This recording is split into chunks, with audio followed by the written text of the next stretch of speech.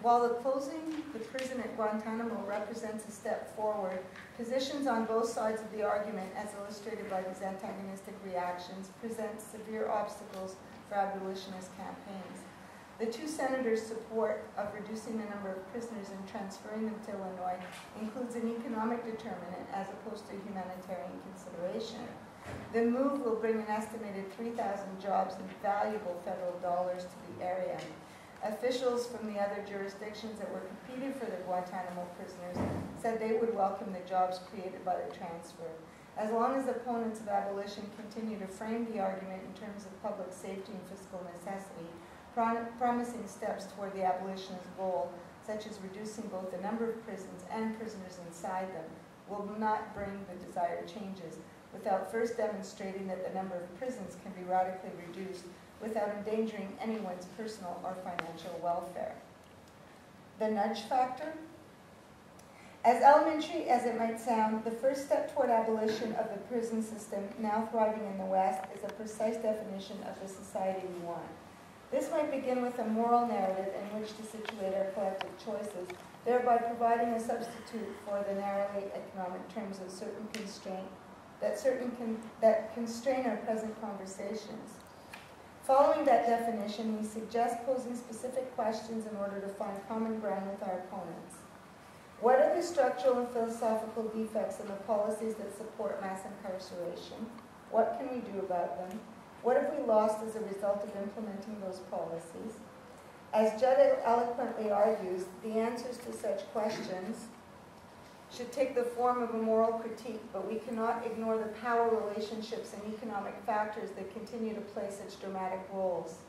Our task is therefore to explain to a skeptical public why America's prisons and the policies that support them offend our sense of justice and equality and concomitantly diminish access to social services that would otherwise be available to the general public. Part of that explanation must be a recognition of the many existential factors, war, terror, pandemics, recession, climate change, that have made us less confident of our collective purposes, our environmental well-being, or our personal safety than at any time since World War II.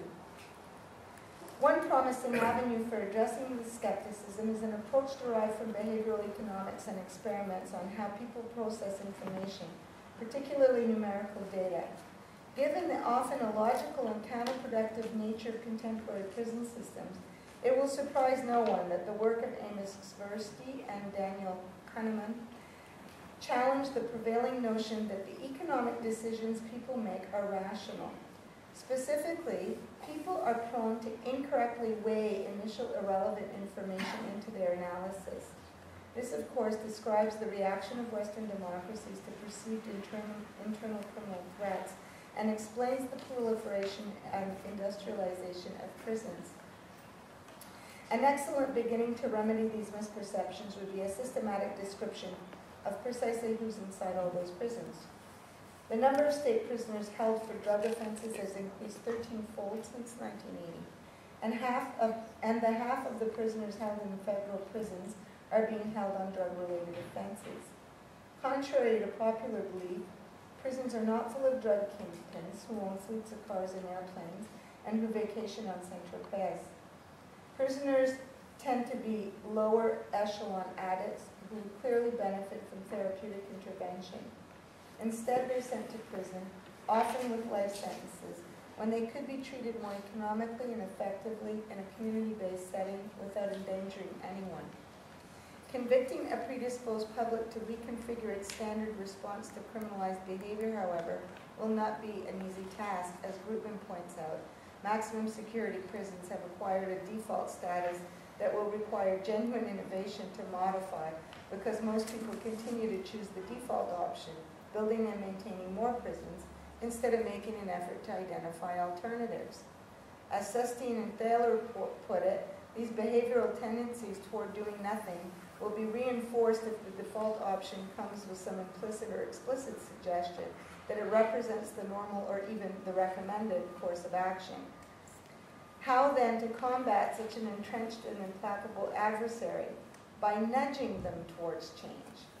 Abolitionists can, utilizing Judd's moral narrative model, begin to exert a subtle influence on social philosophy that shifts the paradigm away from the perceived normality of massive incarceration and its associated costs.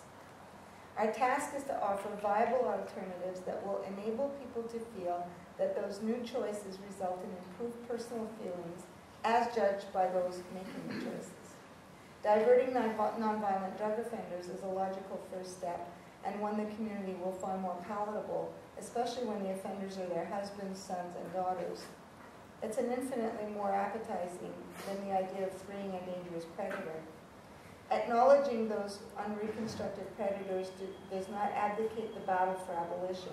On the contrary, it infuses a sense of recognition and kinship that will aid in the incremental process that must lie at the heart of all abolitionist efforts.